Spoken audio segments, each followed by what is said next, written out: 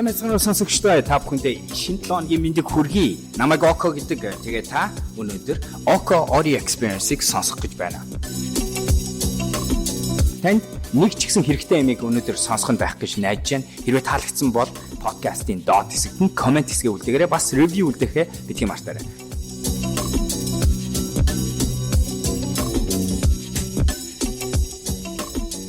Сайн мэцгэн бүгдэнд нь энэ өдрийн мэндийг хүргэе. Око Audio Experience-ийн дараачийн дугаарыг хэлж байна. Өнөөдрийн сэдэв шинэ үг биш. Өмнө ярьж байсан зүйл байгаа. Тэр нь юу вэ гэхээр бид нар амьдралд ажиллаж байна уу? Хувь хүний хөгжилч байна уу? Бүх зүйлдээ бид нар нэг 2 цаг хугацааг хооронд нь эсэргүү байдлаар хандаж тэр хоёр эсэргүү гэсэн хоёр туйлдыг хоёулынг нь бас тэнцүүлж хувьсан өөрчлөгдөж явах хэрэгтэй. Тэрний юу вэ? Тэрэн дотроо бүр миний ярьж байгаа зүйл нь ойрын хугацаанд яарсан төвчээргүй байгаад харин урт хугацаанд алсын хараатай төвчээртэй тайван байж сурах гэсэн энийг яриа гэж бодлоо. За энэ үгээ тайлбарлая. Ер нь бид нар амьдралд буддизмын хэлдгээрч адилхан бусад бас олон философч ярьдгаар бид нар аливаа зүйлийг туйлшраад ирэхээр тэр маань өнөөдөр эрүүл биш болж хуураад сөрөгтөл нь гарч эхэлдэг. Хэрвээ бид нар зүйл аливаа нөхцөл байдал, аливаа аргачлал, аливаа хандлага, бодлын голыг нь байрж авч чадах юм бол илүү эрүүл байдгаа гэдгийг бол олон удаа сонсч байсан байна. Гэхдээ голыг нь байрж явна гэдэг маань өөрөө яг тэр голын зураасаар яваад байгаа асуудал биш гэдгийг айгүй ойлгох хэрэгтэй гэж бодож байна. Юу гэсэн үг вэ гэхээр өнөөдөр би юмд түргэн ханддаг хүн байгаад нөгөөтөлд нь төвчээртэй хүн байе гэж бодох юм бол тэр хоёрын хооронд би орж гарч хувьсан өөрчлөгдөж байж хоёр талын хоёулынгийнх нь давуу талыг нийтлэн бас дээрэс нь тухайн талууд маань эрүүл биш болж хуурхаас өөрийгөө өөрчлөн сэргийлэх нөхцөлийг бий болгоно гэсэн үг. Төрөмгийн хүн байх нэг асуудал гэж байна. Төрөмгий байхад давуу талууд байдаг. Өөрийнхөө хүссэн зүйлийг бий болгох, өөрийнхөө дуу хоолойг сонсуулах, өөрийнхөө байр суурийг илэрхийлэх. Яг адилхан энийг хэтрүүлээд ирэхээр энэ маань бас өнөөдөр өөрт хэрэгтэй биш байдлаар хувраад буцаагаад хортой эрүүл биш нөхцөл байдал буруугаар нөлөөлөх тийм орчин бүрдэж байна. Тэгвэл яг тэрний эсрэгтэл рүү хэрэгтэй үедээ хувьсан өөрчлөгдөж нөгөө туйл руу явах хэрэгтэй гэсэн санаа. Тэгэхээр голын шугам барьж явахаас илүү харин тэр шугамын хоёр тал байгаа. Тэр хоёр туйлын хооронд одоо бөмбөг хоёр тал руу ойгоод гарч байгаа юм шиг хандах хэрэгтэй гэж үзэж байна. 50 байц сурах. Яг нөгөө талд нь 50 төрмгийн эсрэг магадгүй хоошоо суудаг, сонсдог, дуугүй байдаг юм. Тэгж удаан байх юм бол тэрэн дотор маш их сул талууд байдаг. Өрөөнд орж ирээ группээр юм хийж явж байхад өрсөлдөөн дотор өөрийгөө ажиглахгүй байх. Бусад төрөмгийн хүнээ танаас илүү төрүүлж гарч ирээд дуу хоолойгоо сонсуулаад таны саналыг сонсохгүй байх. Таныг хэн гэдгийг хүмүүс харахгүй байх. Гэх мэт нөхцлүүд бий болж магадгүй.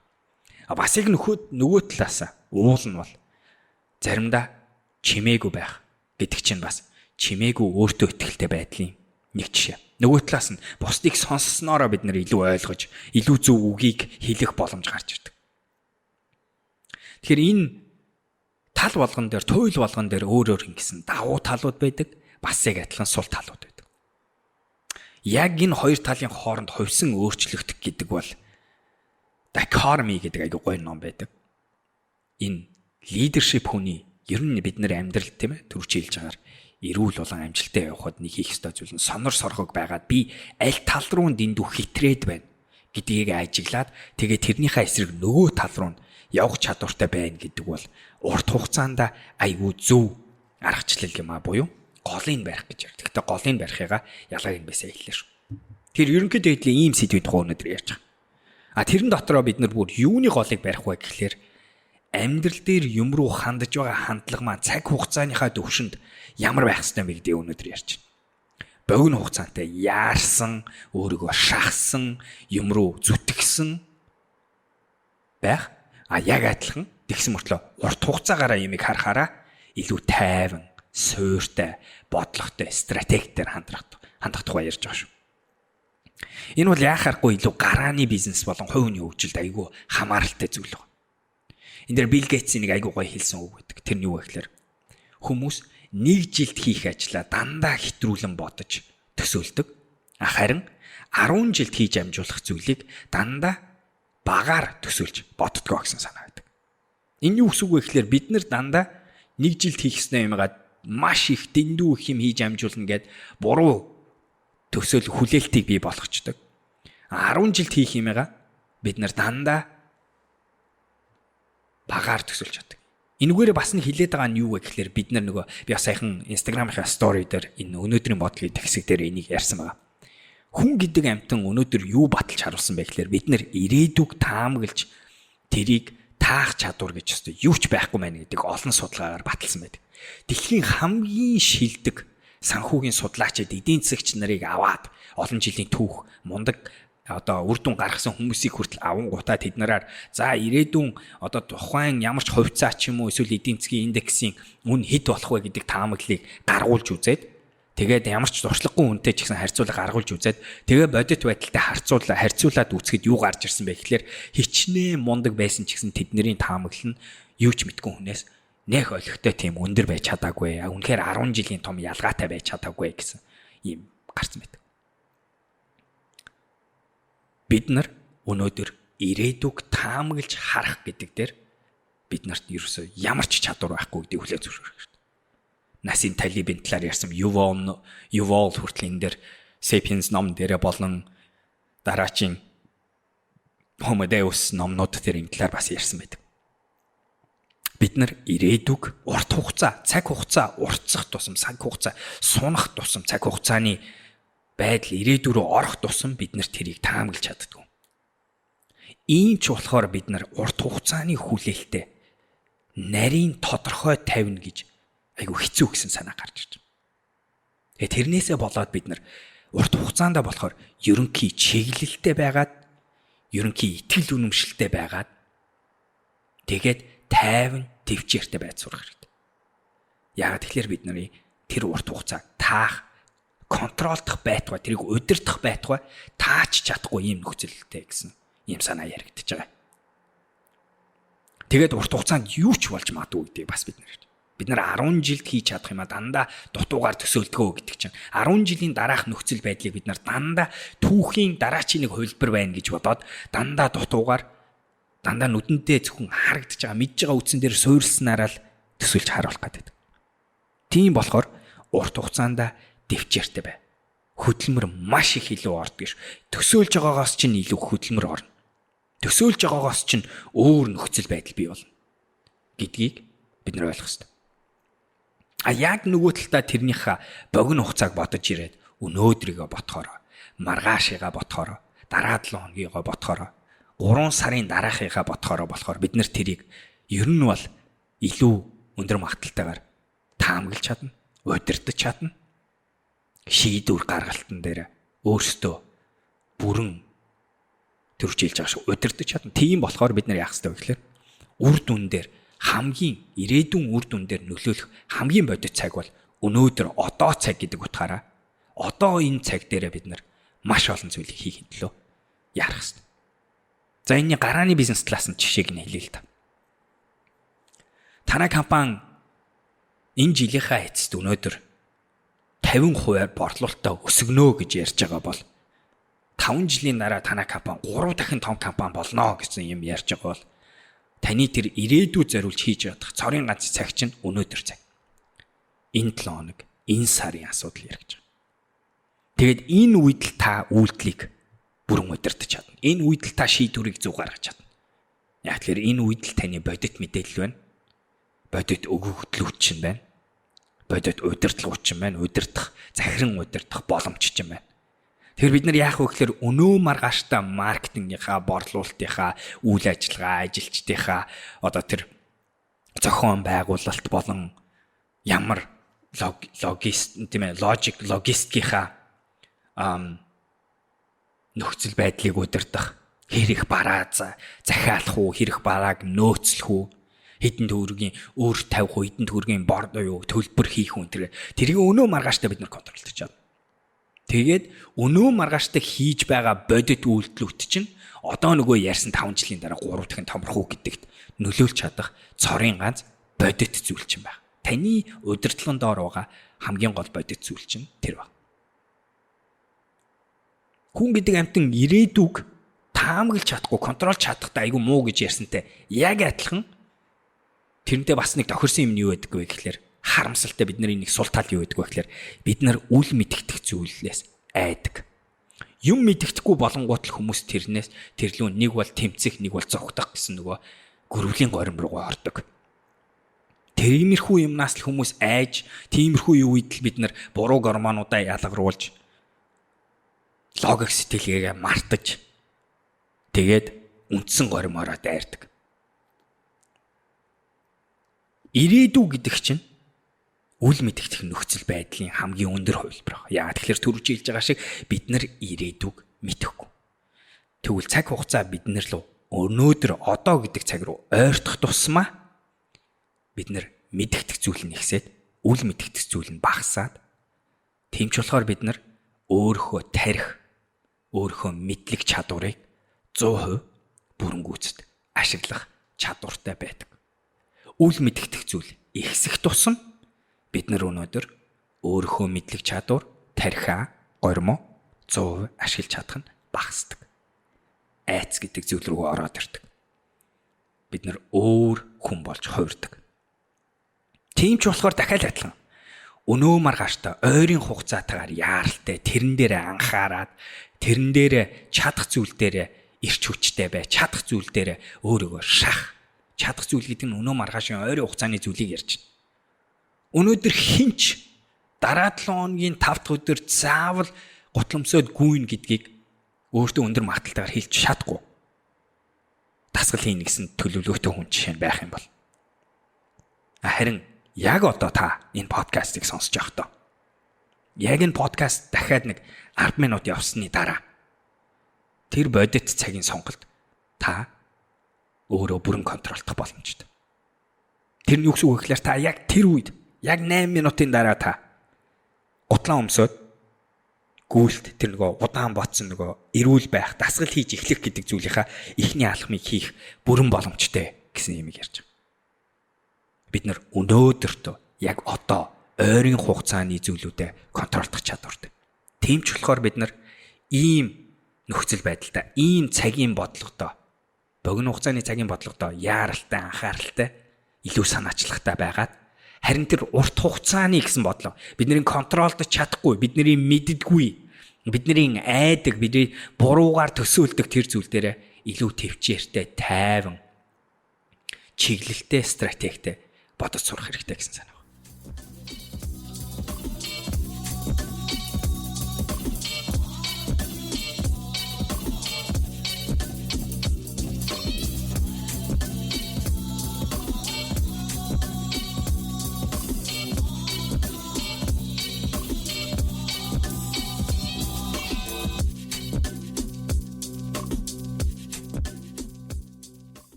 Урт хугацаагаа март гэж байгаа юм бол яхахгүй биш шүү. Бас нэг судалгаагаар би та дээр өмнөх подкастуудаар ярьж байсан. Хүн төлөвлөгөө гаргах буюу урт хугацааныхаа тэр чиглэлийг бодож үзэх. Тэгээ тэрийг цаасан дээр бичгийн хооронд, бичсэн хүн, бичээгүй хүн хоёрын хооронд биелэлтийн магадлал ямар ондоо байдгийг би өмнө ярьж байсан. Тэгэхээр бид нар хоёулангийн яг л түрүүчийн подкаст эхний хэсэгт ярьж байгаа шиг хоёр туйлын хооронд савлаж нэг рүү тэр голын шугамыг гатлан наашаа цаашаа хөдөлж байж явах хэрэгтэй. Энэ нь өөрөө маш хэцүү. Ийм ч болохоор миний анхны шивээс маань сонор соргог бай гэсэн санаа. Сонор соргог бай гэдэгтээ би эрүүл бай гэж байгаа юм биш. Миний ерөөсө сонор соргог бай гэдэг шивээсийн артлын санаа нь юу байсан бэ гэхээр око чи юу хийгээд байгаагаа анзаараарай. Өөрөөр хэлбэл чи өөрийн мэдгүйгээр нэг юмыг хэтрүүлж хийгээд байна уу? Өөрийн мэдгүйгээр чи өөрийн болохгүй гэж бодож байгаа хүн болж хувраад байна уу? Нэг зүйл рүү дэндүүх итгээд байна уу? Нэг зүйл рүү итгэхгүй байна уу? Нэг хүнд илүү дуурлаад байна уу? Нэг хүнийг чи хүссэн үсээгүй илүү байх ёстой боломжоос нь илүү үзэн ядаад байна уу? Хаана байгаагаа, юу бодож байгаагаа, юу хийж байгаагаа дандаа ажиглах чадвартай буюу сонор соргог байгаач гэсэн санаа байна. Тэгэхээр урт хугацаанд дэвчээртэй байдаг чиг хандлагаар хардаг хүн.